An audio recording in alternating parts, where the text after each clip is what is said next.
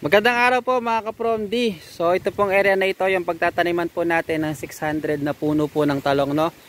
So kanina medyo maaga po tayo at nagsimula na po tayong i-prepare yung lupa na pagtataniman po natin ng talong. Kasama po natin si Bud Richard, yun, no. Hindi nun, from Rizal.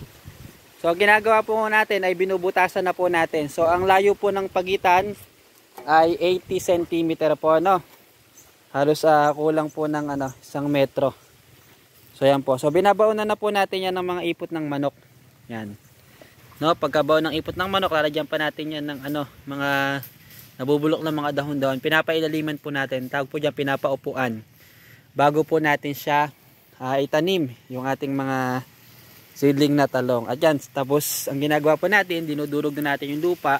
Pag naibaon na po natin yung ipot ng manok at saka po yung mga nabubulok po na mga dahon-dahon. At mamaya pong hapon babasahin natin mabuti po yung lupa at saka po natin itatanim yung mga talong at didiligan po natin ulit, no. So napansin po ninyo medyo may damo pa, no, dahil ginascatter lang po natin yan nung nakaraan.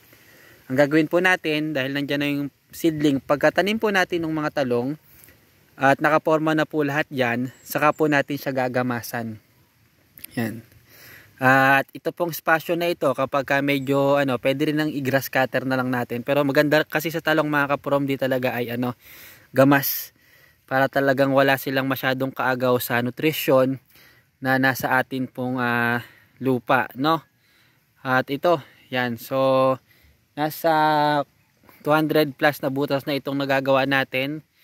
So ang target natin ay 600 para pa lang dito sa mga pananim po natin na talong. So itong area po na ito, no, hanggang dyan pa sa may hanggang doon, bago sa may pinya, ay gagamitin po natin yan na taniman po ng talong hanggang doon sa may mga sagingan. So itong open po na area po na ito, yung ating pinrepair kaninang umaga na pagtataniman po natin ng talong. Yan, for more updates, follow nyo po ako mga ka-From D, no? So yung ibang mga tips sa pagtatanim po ng talong ay i-share po namin sa inyo. Pero sa ngayon po, itutuloy po muna namin yung pagbubutas. Yun, maraming salamat po.